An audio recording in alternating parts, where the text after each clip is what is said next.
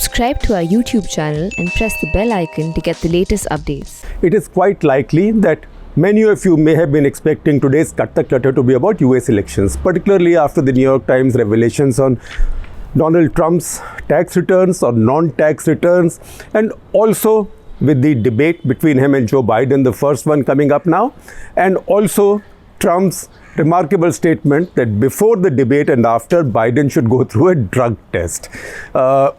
And frankly, that was my plan also. But what is it that keeps me going day after day after day? It is curiosity. So what happens is, when you start looking at something which might be more obvious in terms of the news cycle, your mind is always open to something that catches your curiosity.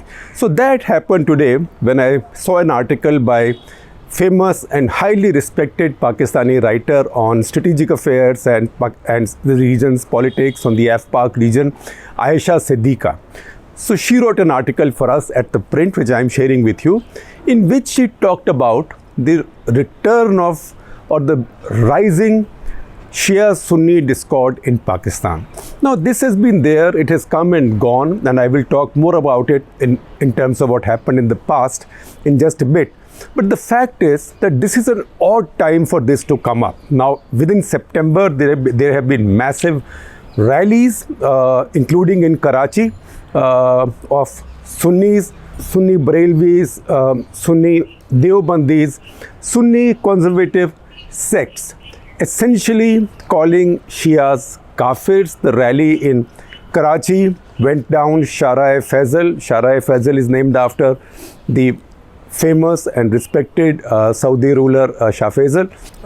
This huge rally, and you will see pictures, went down this highway calling Shias Kafir, demanding punishment for them, and also demanding that their processions of Muharram should be banned. Now, from where does that come? I will come to that in just a bit. I told you I'm curious, so I read up and I learned, and I read up quite a bit in fact, I learned quite a bit among all the things I read from an article in Smithsonian Magazine. And this article is not necessarily on the Shia-Sunni accord. This is an article essentially on the situation in Iraq between Shias and Sunnis, but goes into the background and history of their discord. And this is an article by Andrew Coburn, Smithsonian Magazine. Please read that.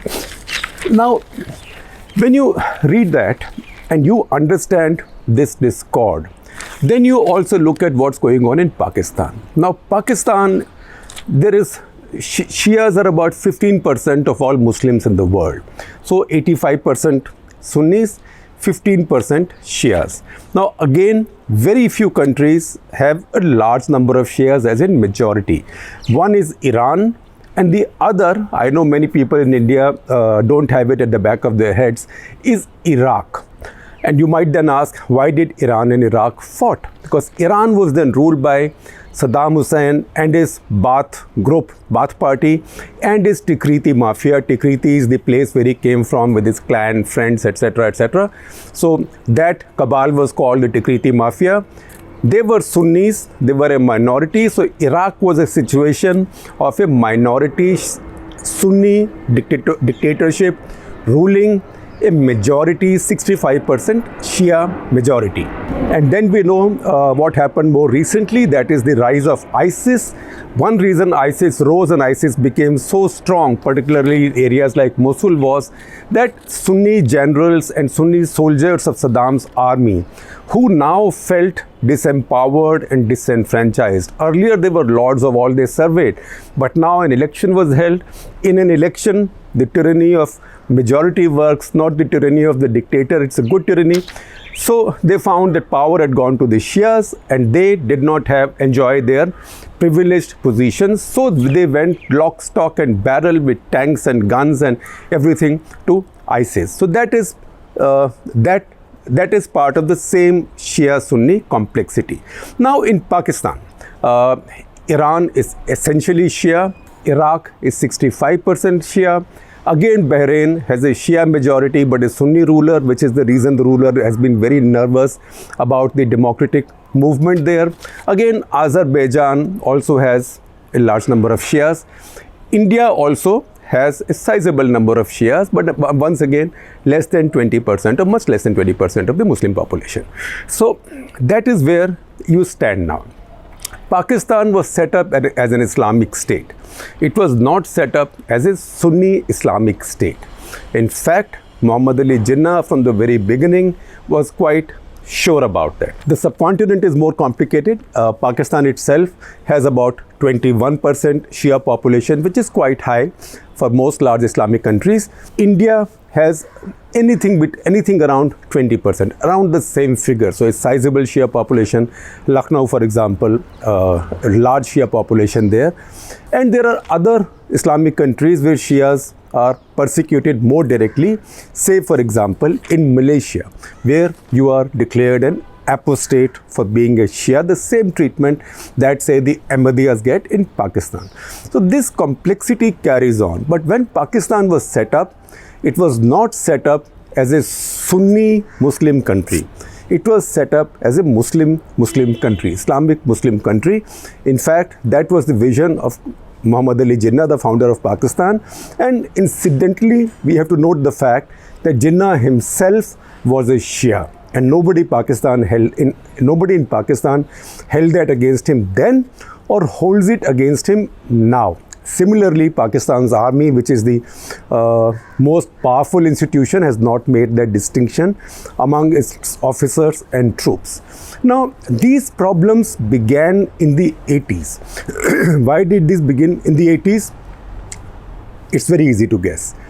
The late 70s and early 80s is when the jihad or so-called jihad in Afghanistan started, which the Americans and the Saudis and the Chinese and the Western world all conducted together with the Mujahideen on their side to defeat the Soviets, the Soviet Union. So this was Cold War being fought in Afghanistan.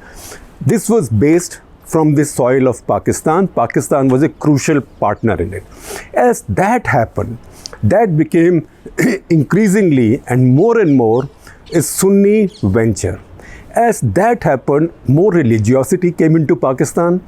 Zia-ul Haq was ruling Pakistan at that time, a very devout, committed Sunni Muslim, and as he grew more powerful, it happens to all dictators in the course of time.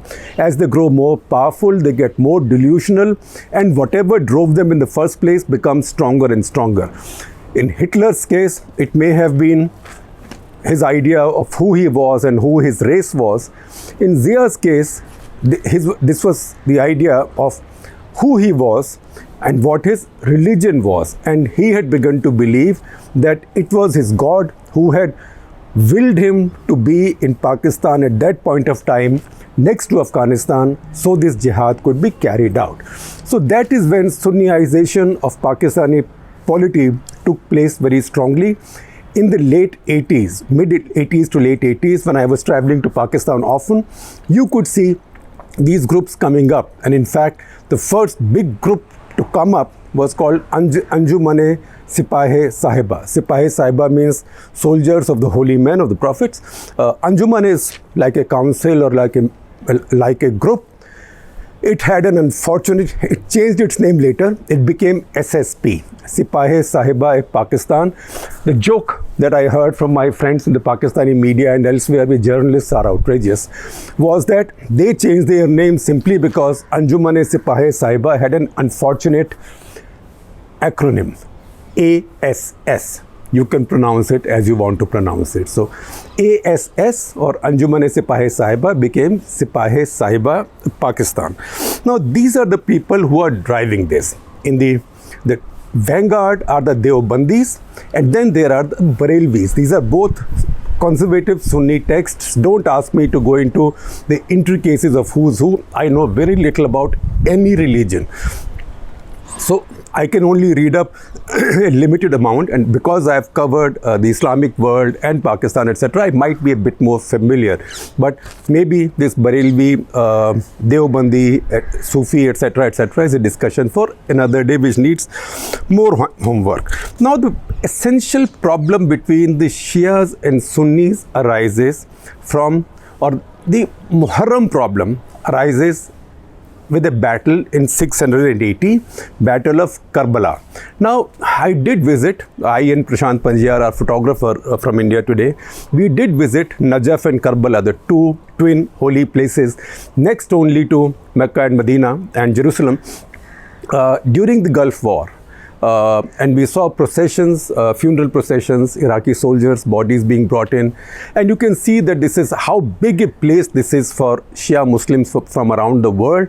They dream, just like a lot of the devout Hindus might want to be cremated at Varanasi, a lot of the Shia Muslims might want to be buried. And in fact, these places are running short of burial spaces. So you have sort of multi-storied graves there. Nevertheless, what happened in 680 was that Prophet Muhammad's grandson Imam Hussein and his half-brother, so Prophet Muhammad's two grandsons, Imam Hussein and Abbas, along with 72 members of their family and their faithfuls, who were coming in from Medina on the call of people of Kufa, being run under an imam called Yazid, who was a tyrant. So they were coming in to rescue them from this tyrant. This tyrant's army, or alleged tyrant's army, have to be very careful. This alleged tyrant's army caught them in the middle of the desert, and all of them were killed. Abbas, in fact, the story is that Abbas got killed because he found women and children in their group dying of thirst. So he was going to a nearby stream to get some water, and he was waylaid and killed. So both were killed. Both are buried in Karbala. Najaf itself, which is not far away, has the grave of, or the shrine, or the mausoleum of Imam Ali. Imam Ali was the son-in-law of Prophet Muhammad, cousin and son-in-law. And among the Muslims, the Sunnis believe that the leader who took over the leadership of Islam after the Prophet passed away in 632, the Prophet's father-in-law Abu Bakr, he was the rightful heir, whereas the other group, which is now Shias, they believed that Imam Ali, the Prophet's son-in-law, was a more worthy successor. What happened was, in 632, in that mess, there was a power tussle.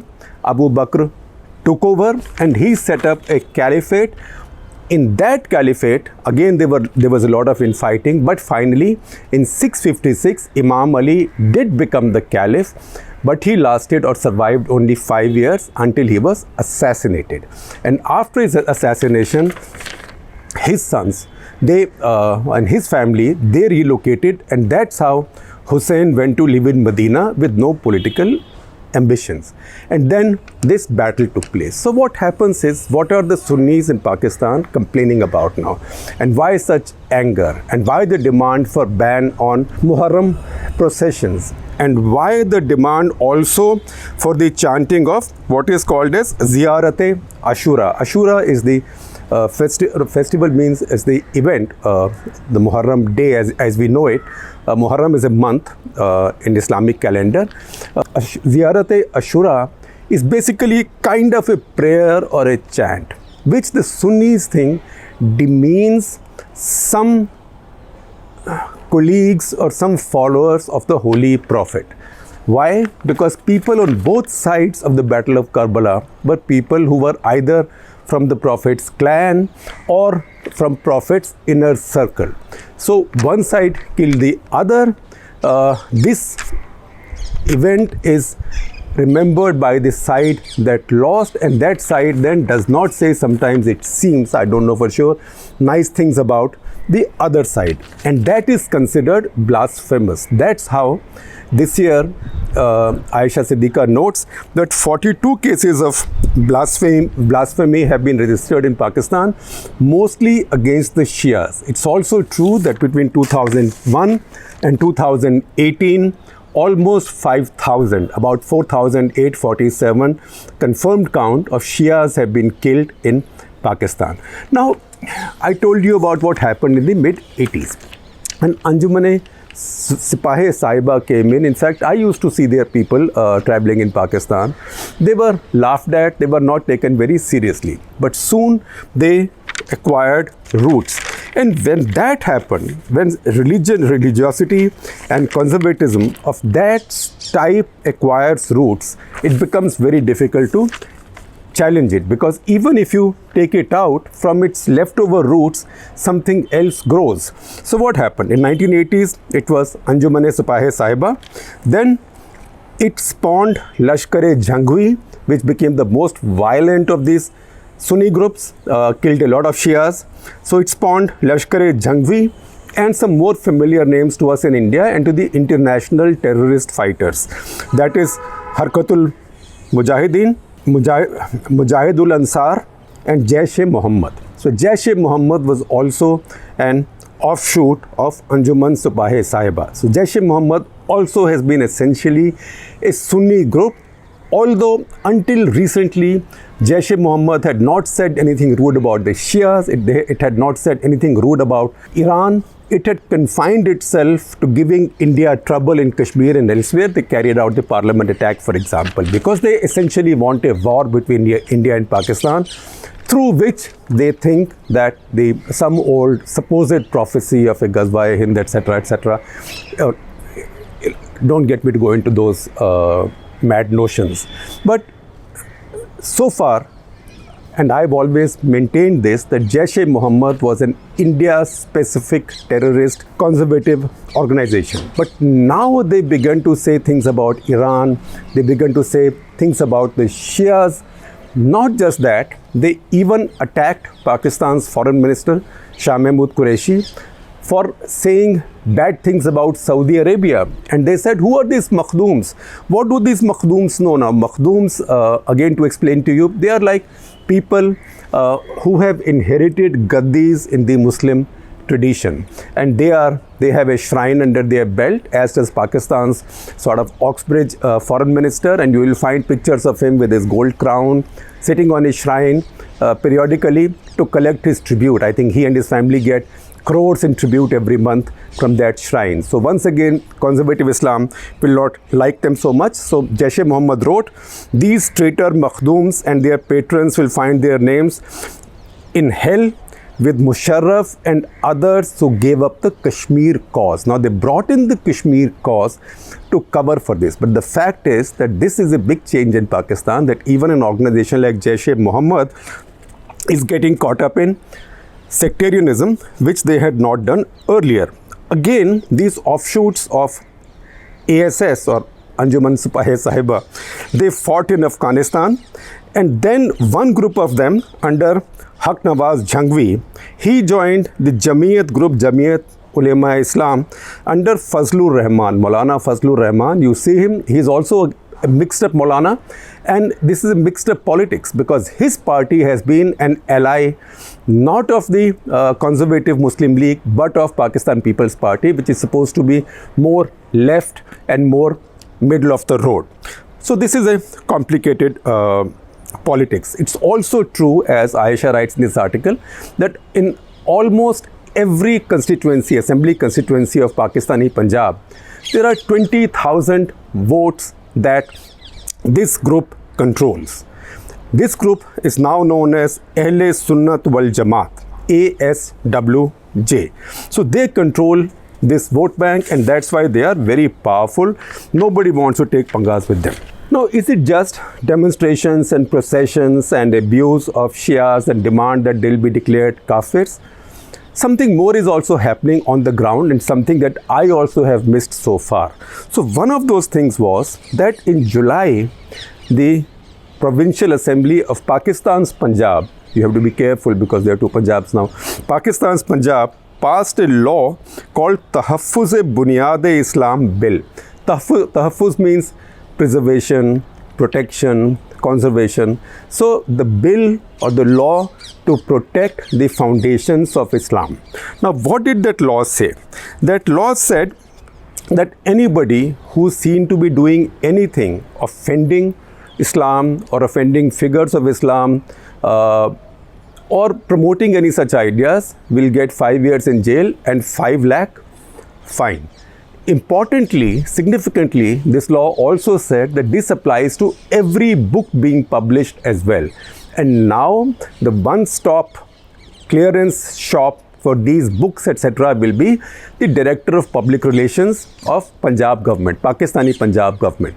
And anybody who publishes a book has to bring 4 copies of the book to DG PR, who will then decide if there's anything in these books which is critical or which says something about some aspect of Islam which is covered under this Tahaffuz-e-Bunyad-e-Islam law. So, in fact, I quote to you from an editorial in Dawn in July this year, which I am sharing with you. Dawn talked about the otherization of Shia Muslims in this and others, and they said, look, this further fuels hatred against Shias and others. And they said that this vetting of books is censorship by another name, and this is official censorship. So this is a very strong editorial in Dawn, a very respected newspaper in Pakistan that I take very seriously, and I'm sharing it with you, and some parts of it will run on the screen, and see particularly the quote they use from John Milton on freedom of speech and how you can shut down anything that you disagree with. So that is where you stand now. But what does all this mean?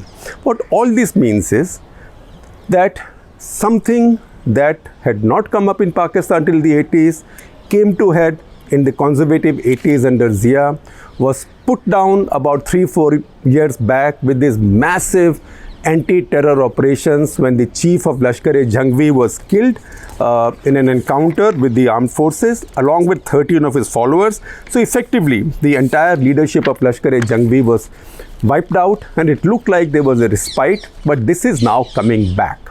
Why this is coming back is an issue, and I read many different views in Pakistan, and Pakistan is also a country of conspiracy theories, and every conspiracy is believed because there are so many rumors. And the weirder a conspiracy is, the most likely it is to be seen as credible.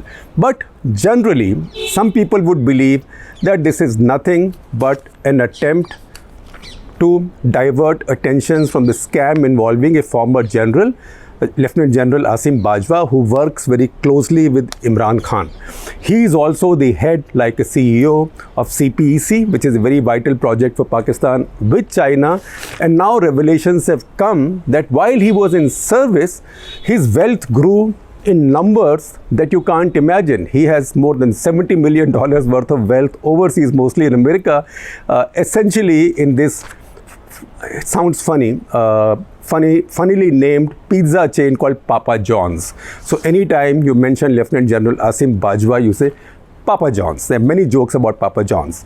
Now, the fact is that under Pakistan's anti-corruption law, which is quite draconian, all corrupt societies, the most corrupt societies, have the most draconian anti-corruption laws. Under that law, Nawaz Sharif was deprived of his job as an elected prime minister, locked up in jail almost for life. Why?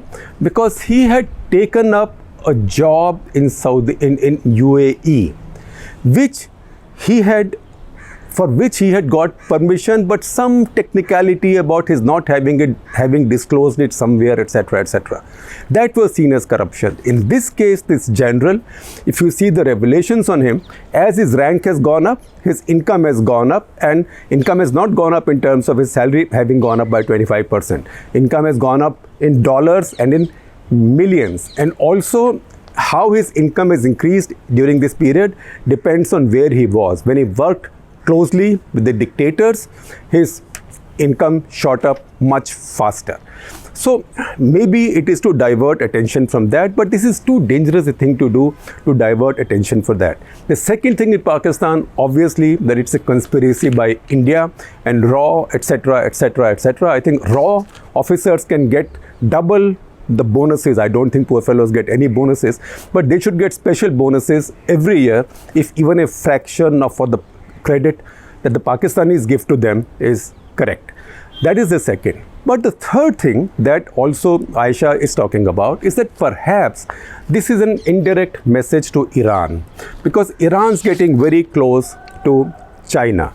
Now, CPEC is very crucial for China, Pakistan. China has strong vested interests in Pakistan, but China also has very strong vested interests in Iran. So maybe this is a message to Iran, particularly at a time when all of the Islamic world is in some kind of an upheaval with Saudi Arabia, UAE, Bahrain, and maybe now Sudan going and making up with Israel. In that situation, Pakistan caught between Saudi Arabia on one side, which is a bit estranged right now. Pakistan has a majority Sunni population, and Iran on the other. Pakistan has a 21% Shia population, so 21% is less than 79%. That is evident. So it's possible, and that is why Aisha thinks that Imran Khan has been quiet. But we don't know. I am not yet fully convinced that that is the reason. At the same time, I cannot understate the importance of what's happening on the streets of Pakistan, the graffiti that's coming up on Pakistan's walls, etc. Once you start calling 21% of your population kafirs or infidels, then the other chota minorities just join them. Those are Ahmadiyas and non-Muslim minorities. So I thought this was more relevant right now than what happens in America. American elections we'll talk about several times until November.